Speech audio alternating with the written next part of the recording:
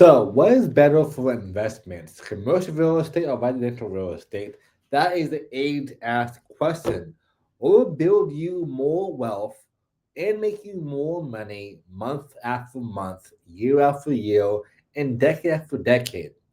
I get asked this question almost every single day. My team's done $1.6 billion transactions over the past few years, and we do all forms of real estate, from residential to commercial. Right now, a deal right now going on is $9 million for an apartment complex here in Austin, Texas.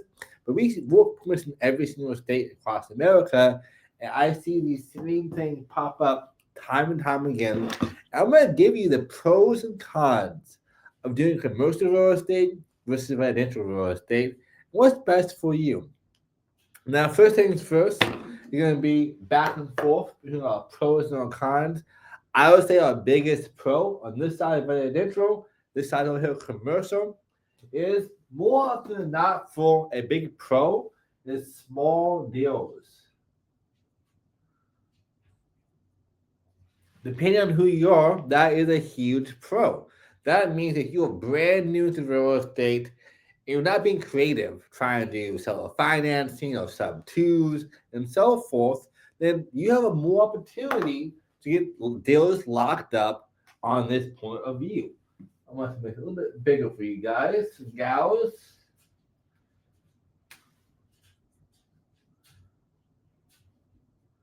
We want small deals, but not small writing. So number one is gonna be small deals is a huge pro. You can buy houses in the Midwest for $30,000, $20,000, $50,000. My first home I ever owned that I house hacked actually I was 20 was 32 or $36,000 for a 3-2 big backyard, one car garage. It was massive, and that home here in Austin would be easily worth $600,000. So small deals. If it's FHA, you can buy that house for like $1,000 down. It's super easy to do there. Now for commercial, what I would say is also a pro, depending on who you ask, or bigger deals. It also means bigger checks.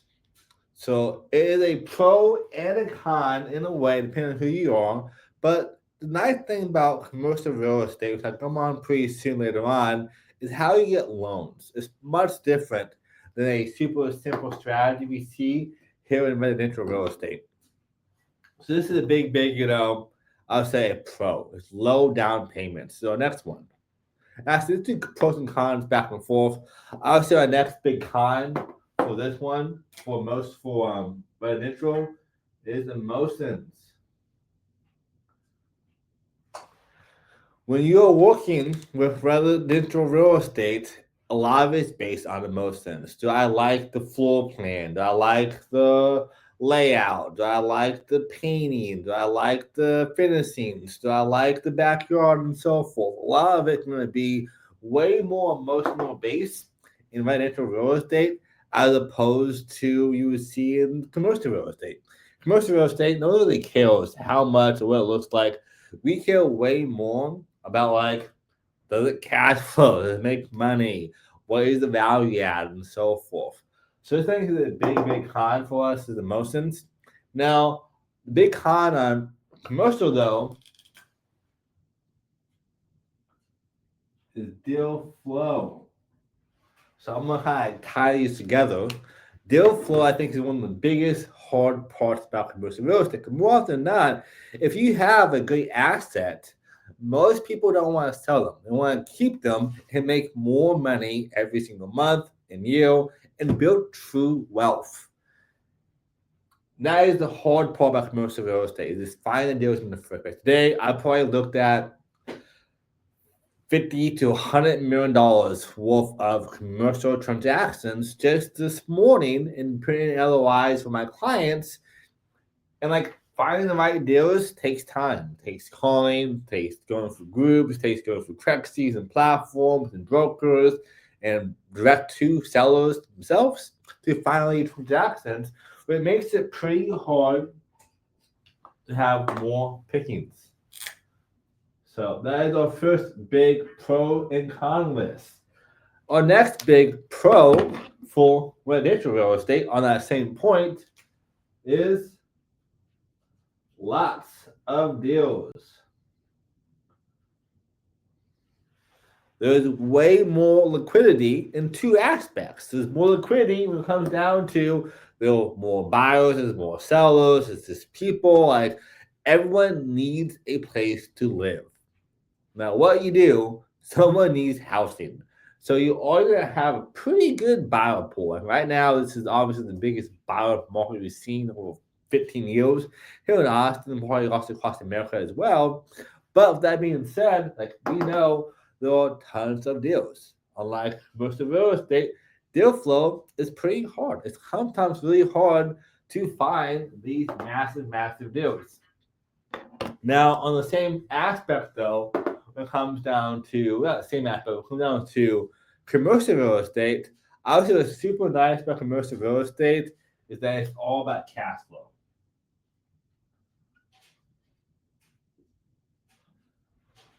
So we have lots of deals which are super good, but like doesn't mean it's all gonna be a cash flow hand in play. It just means there's a lot of opportunities out there, and you can buy things to make massive amounts of wealth moving forward. Whereas for commercial real estate, you're just buying for cash flow and nothing else. That is the main purpose of why you buy commercial real estate, all through appreciation with equity and having true wealth being created though.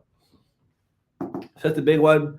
I think also another big con of residential real estate on that point too, though, kind of go hand in hand. It's going to be small cash flow. Oops, one pin.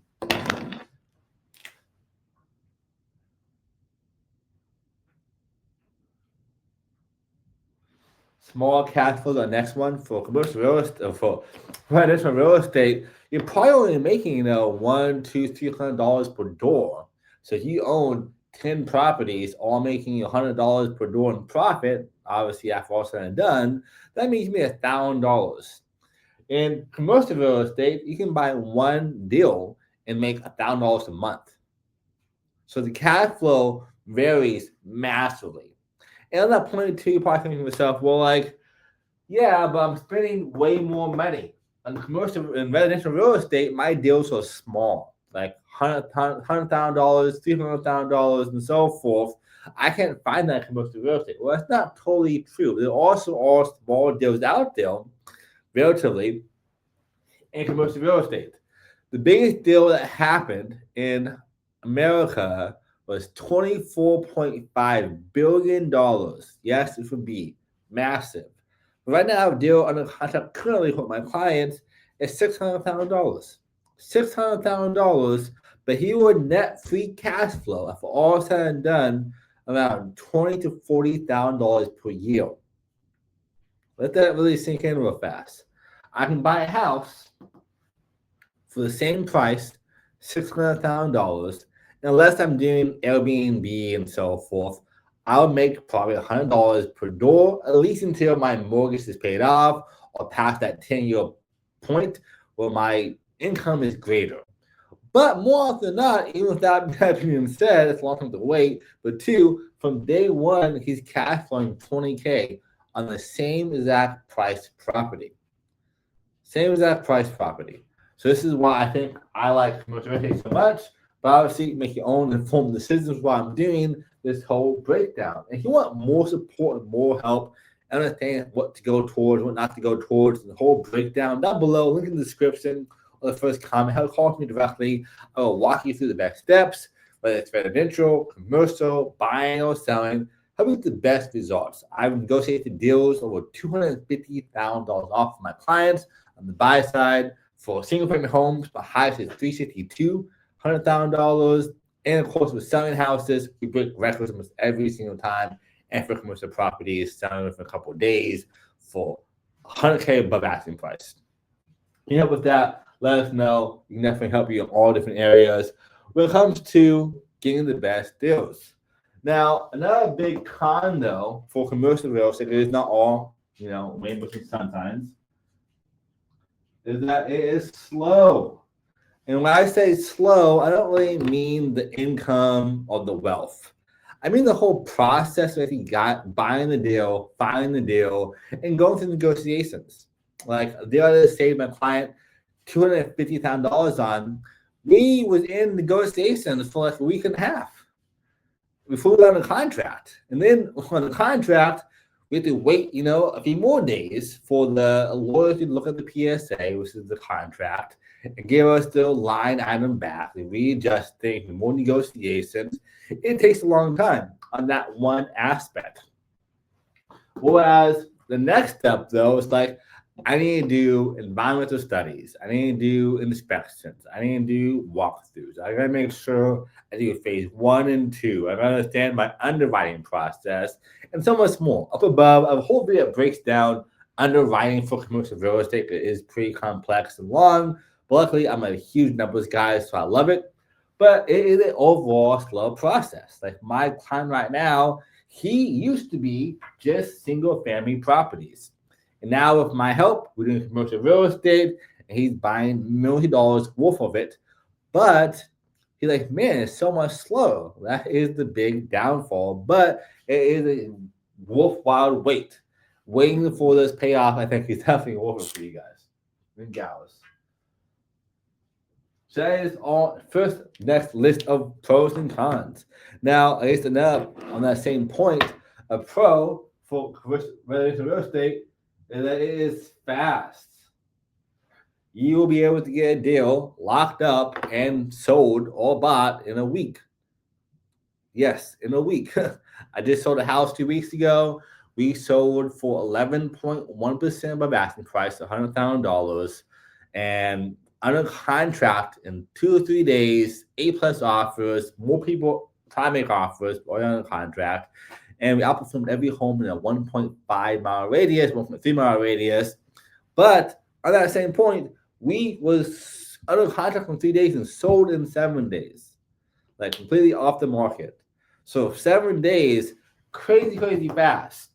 Commercial real estate, if you close in 60 days, 45 days, super fast. Like you close to 45 days, it's like crazy fast. Probably going to be like a storage unit that need not a whole lot of due diligence to do it. But typically, inspections or due diligence timeline is 60 days, 90 days sometimes 120 days in total to close on a transaction. That's 4 entire months.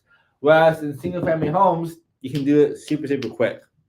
Typically 30 days, 45 days is kind of long, but 2 weeks to 30 days is like the sweet spot for residential real estate for timelines. Whereas for commercial real estate, to be 2 months to 4 months on average, what you're going to see for this whole breakdown. Now, I'll say another big pro though for commercial real estate that kind of makes up for this is creative financing. Unlike in residential real estate, like we're going to touch on pretty soon, it is way more creative. Like a DSC all loan is massive. This is the debt servicing coverage ratio that banks use to make sure the loan is going to pay for itself. They don't really care that much about your income. They care about the asset itself because the asset is the liability. It is the collateral. If you default, they will say, okay, I don't want this property, but like I know it should pay for itself through this property with its own cash flowing income. And typically, we want to see a 1.25 on that, meaning that it makes 25 cents more per dollar on that property. Where's the sweet spot here? That's what we want. Now, I'll say the con for residential real estate is that it is simple financing.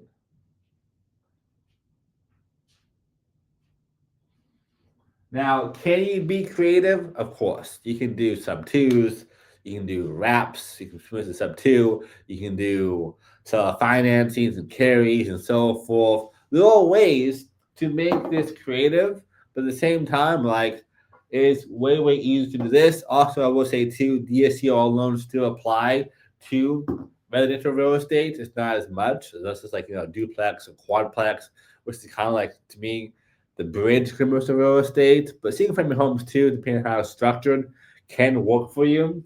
But like they care about your criteria. Like how long have you had a job for? What's your credit score? What's your income?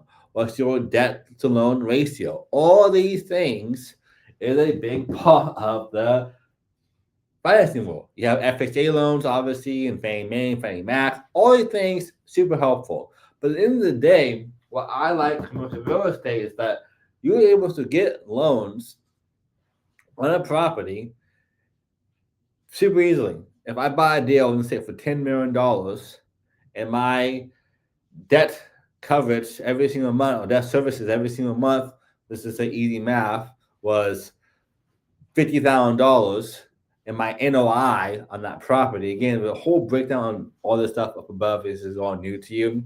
But if my NOI is $1 million, that means that I'm gonna be cash flowing like $400K per year after all expenses.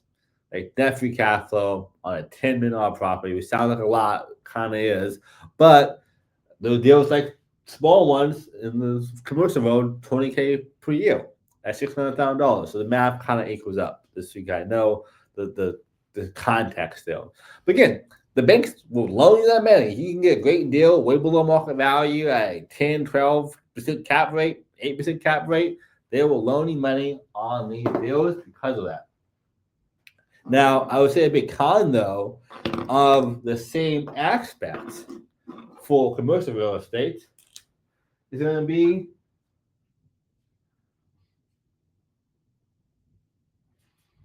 complex underwriting. Way more complex.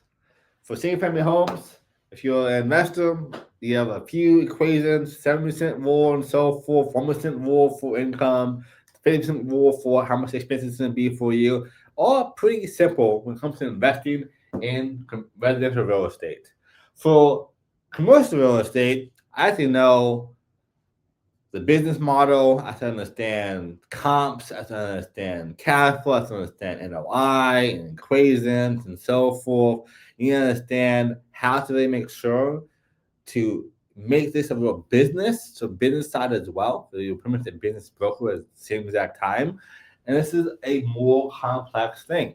And most agents you will look at, you see the OM firms and the T12s and the rent rolls and so forth have a lot of little deceptions built into it, where you see like no property manager, or they'll do a super, super low ratio when it comes to expenses. Like we all know, it takes a lot of money to run a business, which is commercial real estate. If my complex had a 10% expense ratio, I know there's something wrong there. Or let's say they're hiding things through their property taxes, or having it as a expense, but also as an income because of passing through things. So all these different strategies you can do to really hide the true numbers of a property. I saw a deal last week. We originally talked them down $1 million. Yes, $1 million on this property. And we still, multi-million dollar deal for us. And they promised us a 8% cap rate. Maybe even 9% cap rate. And if all is said and done, going down there, seeing the property, walking the grounds, locking up the deal, and seeing the OM they had, they finally gave us the most recent T12s and rent rolls and P&Ls and all these things. And we saw, like, wow, this is way, way off. This is actually a 3 cap, and you guys are pretty much losing money every single month. But the OM they gave us is all pro forma, so it looked amazing on paper until you do the deeper due diligence. Which is also why it took so long to give it to us. And of course, also, you should probably wait to do this kind of things. Now, for my client, I structured all PSA or LOI to kind of make sure no money was lost. So honestly, we backed out of the deal, lost no money, and we just wasted a couple hours of the time going there. But otherwise, super easy. We know we had it because they had other offers on hand, supposedly.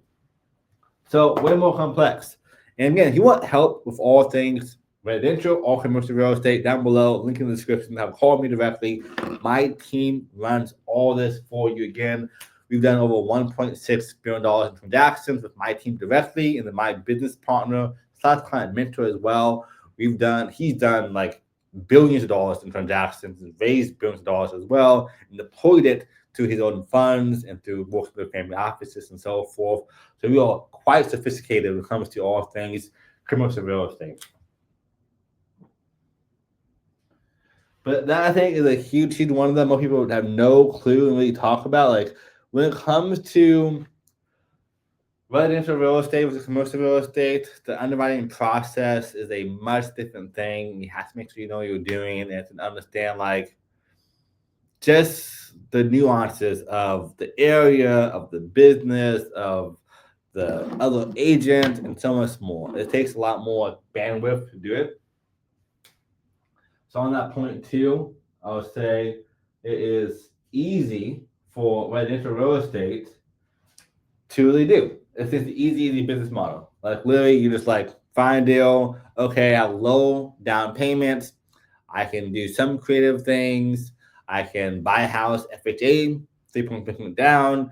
Let's say I'm $100K out of pocket. The equity transfers over to it, and then afterwards, I also can use that same exact strategy. So then pull out money in the next deal and buy more properties. The whole thought process of investing in general is pretty easy and simple. But like for residential real estate, it is even easier. That is to be like next to none. Number two, though, for why I like commercial real estate so much, is that you can force appreciation.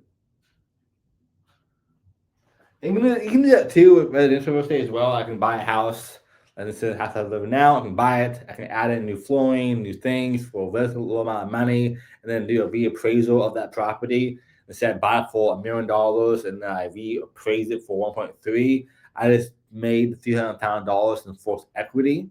But you just saw though that took me spending $50,000 to $100,000 probably, give or take, of expenses and labor and construction to make that happen. It's not as easy all the time to do that. So it's not based on cash flow, it's based on the house itself. Whereas with commercial real estate, I can buy a property that is $1 million, and let's say I buy it at a 6 cap. It means that it makes, $60,000 a year, and income if the NOI is $100,000. So I'm making a 6 cap, and that's kind of the breakdown of what's going on in my scenario there on that $1 million property. Sorry, if it's a $1 million property, I'm making $60,000 a year NOI. That is my 6 cap. And I want to have a really enticing business model. So I buy this property below market value at the $1 million, and I then use my business skills of marketing and advertising or just increasing rents to make my NOI go from a 6 cap to a 10 cap. All I did was did a few phone calls, did some ads, and I filled up the place. That is a multifamily complex, or that is a storage unit, all pretty simple. Or I called them, increased rents by 8 to 12%.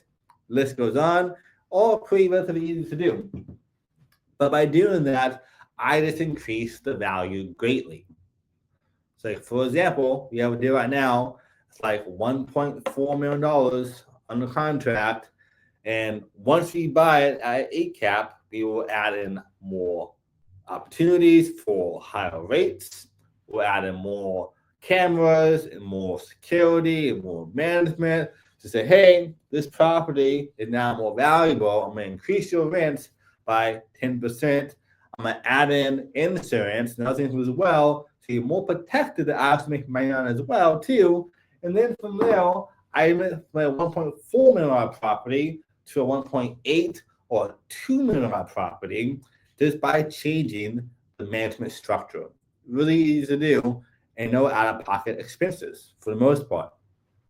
So forced appreciation is super easy to do when it comes to commercial real estate, whereas in residential real estate, not as easy. A con when it comes to commercial or residential real estate is that it's hard to scale. Easy to do, hard to scale. If you look up, which I'm obsessed with, because my goal to become a billionaire hopefully the next 25 to 15 years minimum, but probably 25 years, is to go through real estate, mostly commercial real estate, is you look at all the billionaires in real estate. I would say that 90% of them, probably 99% of them, did so through commercial real estate, or they did so through residential real estate at a large scale, like building out entire communities, which in a sense is like commercial real estate. So hard to scale when it comes to residential real estate. If you buy 1, 2, 5, 10 units, and also at 10 units, more often than not, if you do commercial loans, you're capped at how many homes you can buy. So for you to buy even more properties, leverage creative financing like sub twos and owner financing, or you can leverage your friends' LLC and tax and all the stuff they have for themselves instead. So the LLC is being leveraged, and so is the credit scores. You only have so many homes in your name as an individual, less is commercial loans. So it's also hard to go that point too, but it's more of a management side of things, and then the structural side of things is hard. Because if you are not buying all the homes in one little pocket, having a manager in place becomes nearly impossible within reason in terms of this loss of money. Do people do this? Of course. People do it all the time. They're great SOPs, great systems. You can scale this to high levels, but it will be harder to do. Which is why the con for commercial real estate to next is going to be the opposite of that. It's easy to scale. A lot of times you buy assets with managers in place already, and for residential real estate, not as fruitful though. Much harder to do. Now, our next big con when it comes to real estate for the commercial side is kind of on the same page here.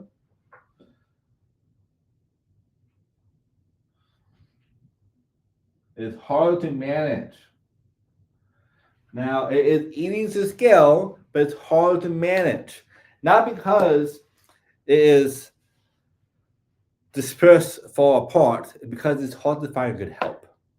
That is when it comes to anything, even if the initial real estate, finding good help is always the hardest thing. From having the right pay, not losing the equity of the property, or losing NOI of the property because you pay them so much money. It has these reliable, stable, ready-to-do jobs. It is a big nightmare. You see a lot of times, unless it's a super high-end Class A property, that you have a manager for the property manager. Like you have people in place, a whole legit business, all running without you, kind of like a hotel, which is the asset class inside commercial real estate. Hard to manage. Look at any job out there. Having a good manager is hard. You probably know that your manager you work for, or if you know a co-manager that works with you, like, man, that person's not that good at their job. So that happens as well in commercial real estate. So it's hard to manage people on that side of the spectrum. Now, I can go on for days and days and days, but I think these are probably the biggest ones that I've seen when it comes to the pros and cons list of both of them. Obviously, a quick recap. Small deals, less down payment. You can buy these properties for way less money, but even with commercial real estate, you can buy properties that are not using your own money. You need down payments, but you can do sometimes zero down for seller financing, or you can do a SBA loan because it's still a business for 10% down. You can do 20% down, which is kind of standard. 20 to 30% down is standard for commercial real estate. However, there's a thing called a reverse equity play, where you take out a working capital within reason after it closes 2 or 3 days later. That working capital could be 100K, 500K, or higher, and that pays you back all your down payment. Now it's given back to you. You can buy more properties time and time again. Like my lender we use, they're amazing. They have clients that are doing 400 deals at one single time. Like they own 400 transactions through the same strategy within 5 years. Because they'll buy a property, this creative financing strategy, they put down $500,000, they get back $500,000 a couple days later and buy another one, and buy another one, and buy another one. It's so easy to scale that. For this one, a lot harder to do. Now, obviously, both of them Number one is tax purposes. You can do taxes for both of these. Obviously, I think for commercial real estate, you have bigger tax plays. You can do 1031 exchanges as well for both of these. So, a pro tip for you: if you really want to get into commercial real estate, you can do a 1031 exchange from your property sale into commercial real estate because it is like properties. That means there's no capital gains for you. So you're kind of transferring over your cash from residential into commercial. Right now, we have a home with them for $1.3 million to sell, but they have to have home to sell on top of that, and we do a 1031 exchange with the proceeds into commercial real estate for them. At least not the home they live in, but the other homes they rent, because like properties, home meant for cash producing incomes. These are the big things. Down below, let me know, what do you think? What wins? Commercial real estate or residential real estate? Down below in the comment section, let me know. I'd love to hear your thoughts. What wins for you, residential or commercial? I am obviously super big on commercial real estate. And this is coming from a guy, I'm one of the top agents in the country, top 1%, probably even higher, honestly, at real estate. And especially when it comes to residential real estate originally. And over the past, while now, I've transferred over to commercial real estate, and now I'm top in that field as well. And I have seen both of these super intimately for myself and for my clients, doing $1.6 billion in transactions. And now I'm mostly doing commercial real estate personally and for my clients as well. This one wins for us time and time again. It's easy to scale. You have way more leverage. You can get bigger cash flows, build more wealth. It overall is easier and use the managers as well outside of the managers themselves. So if you want help with buying the best assets, if you want to buy single family homes, we can help you with that. If you want to buy commercial real estate as well, we have your back, helping almost all 50 states and 25 different countries. So down below, link in the description, call me, my team directly. Happy to help you out. Thanks for watching. Like, subscribe, tag your friends. I'll see you at the top. Have the best of yet. Happy to have you here.